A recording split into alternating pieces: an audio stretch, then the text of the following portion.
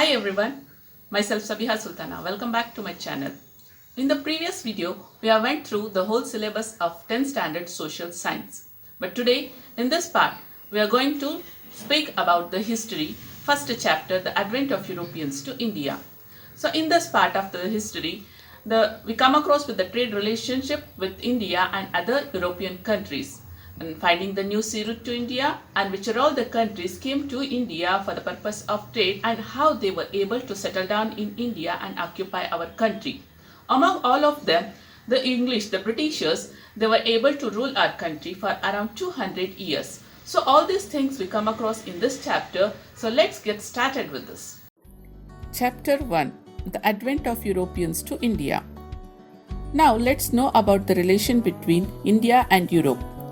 Since ancient time, there was a trade and commerce relation between India and Europe, as there was a great demand for Indian spices like pepper, ginger, cardamom, etc. in their markets. India was having trade relationship with Europe and Asian countries even during Middle Ages. Italian merchants buy these goods from India and sell them in European countries for huge profit. This trade was carried out through the place called Constantinople. Constantinople became the center of international trade and thus considered as gateway of European trade. So Constantinople presently called as Istanbul. As the Italians buy the goods from India and sell them in European countries, it gained monopoly over the trade. The trade between these two countries, India and Europe, was carried out in a very good manner. But at the same time, there was a fall of Constantinople, as the Ottoman Turks captured Constantinople in 1453 AD. They started levying heavy taxes on the goods passing through it. The merchant felt that the trade was now not profitable. Thus, the trade route between India and Europe stopped. As Indian spices had gained great demand in European market, they decided to find the new route to India. Many countries like Spain and Portugal started encouraging their sailors to find the new sea route to India. In this attempt, many of the new inventions like compass, astrolabe and gunpowder helped the sailor in their voyages. Among many of the sailors, the Portuguese sailor Vasco da Gama reached the coast of Calicut in 1498 AD and was successful. With the success of Portuguese, many countries like Dutch, English and French arrived in India. Next, we'll come to the establishment of Portugal power. Portuguese were the first to re-establish the trade between India and Europe, and they gained monopoly of trade and enjoyed it around 100 years. Francisco de Almeida arrived to India as Portuguese viceroy. As soon as he came to India, he implemented blue water policy and strengthened the navy to control over seas instead of land. Later, Alfonso de Albuquerque came after Almeida in 1509 AD.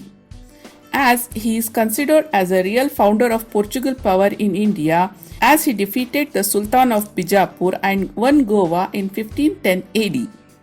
Goa became the administrative center of Portuguese administration in India.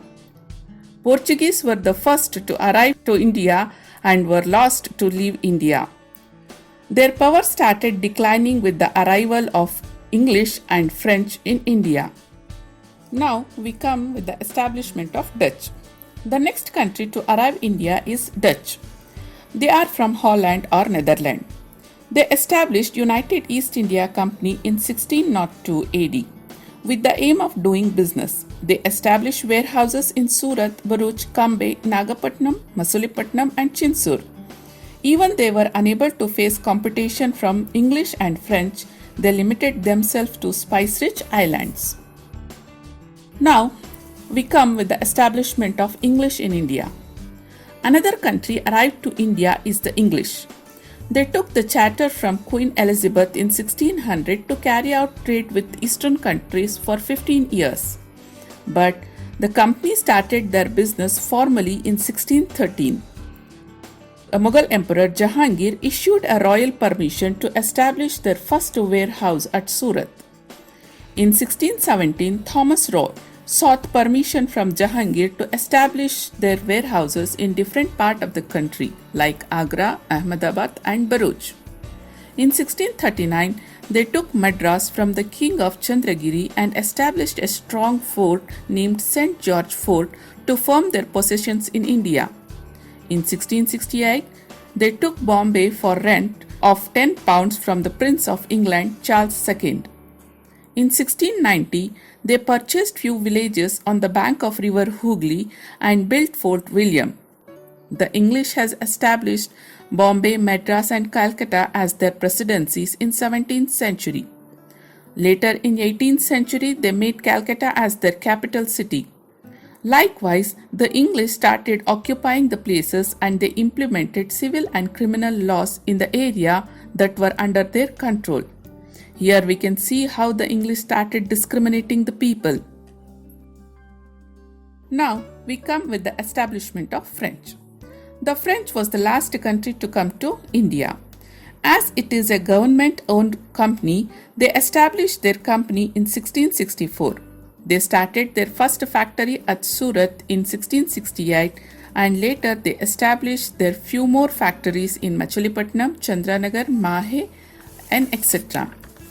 In 1674, they took Valikondapuram from the local Muslim official and developed it as a major trade center. That center is in Puducherry or Pondicherry, as we are familiar with this place.